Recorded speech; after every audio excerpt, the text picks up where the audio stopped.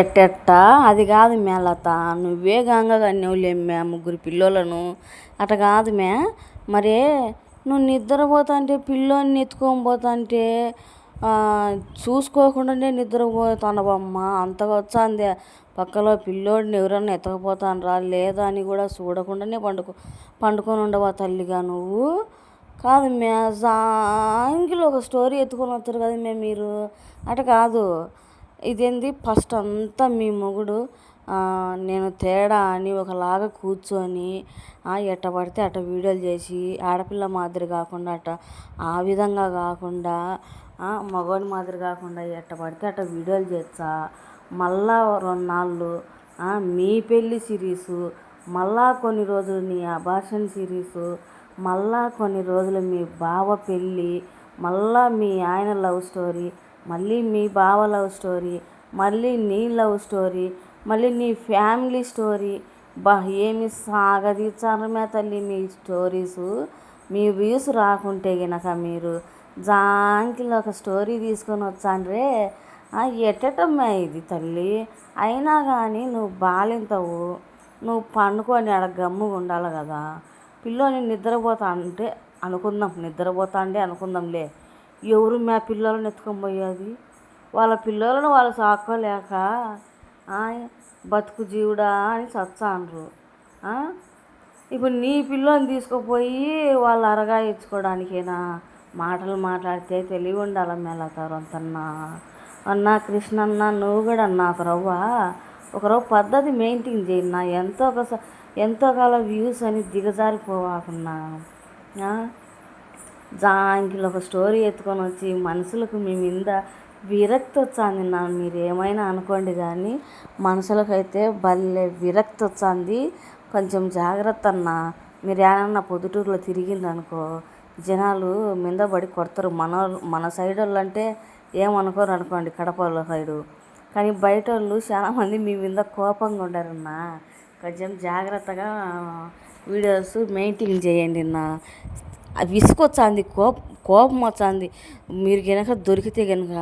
ఇంకోటి ఏంటంటే మీ జాడ తెలియడం లేదు జనాలకు ఎవరికి కూడా. మీరు ఇంకొకటి అబ్జర్వ్ చేయాలి. ఈ సోషల్ మీడియా ఇప్పుడు వాళ్ళు ఎవరు ఇంటర్వ్యూలు చేస్తారు కదా, వాళ్ళ వీడియోల కింద కామెంట్లు చూస్తానరా మీరు చూడలేదా? ఎందుకంటే మిమ్మల్ని ఇంటర్వ్యూ చేయండి అని అందరూ కామెంట్లు పెడతాండ్రు. ఏం బండి ఎత్తుకొని వచ్చారో మేము ఇంటికి.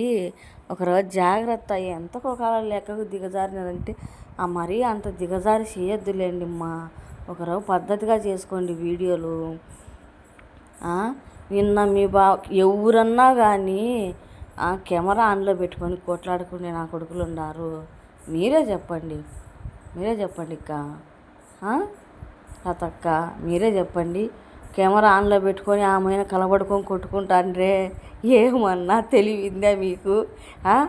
ఒకవేళ బయటికి పోతే ఏమిరా నాయన మీ పంచాయతీ, మీ యూట్యూబ్ పంచాయతీ ఏమిరా నాయన అని సిగ్గు తీర్చరు. అప్పుడు ఏం బాగుంటుంది చెప్పు.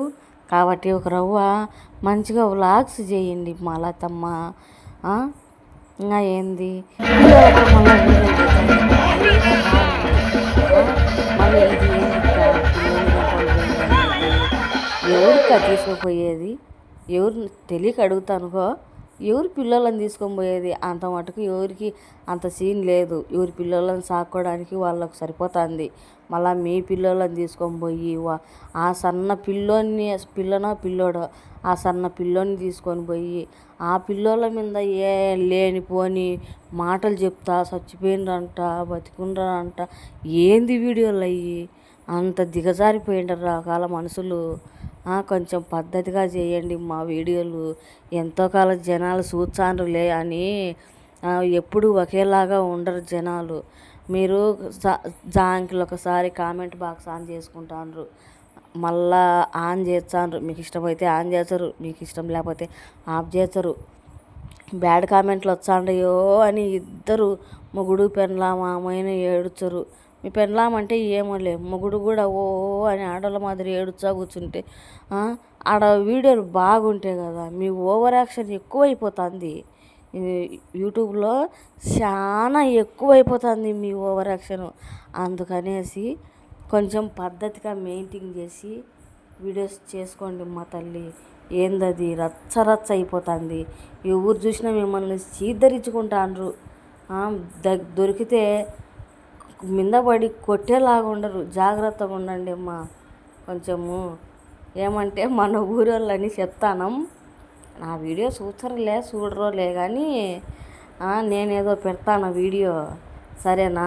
కొంచెం జాగ్రత్తగా చేసుకోండి తల్లి. ఏంది మీ పంచాయతీ? ఒక రవ్వన్న జనాలలో మంచిగా ఉండి మంచిగా వీడియోస్ చేసుకొని బాగా చేయండి. ఏంది అది దిగజారిపోయి వీడియోలు? మీకు వ్యూస్ వచ్చానే ఉండవు కదా, చాలా మాత్రం. ఓకేనా? Boy friends.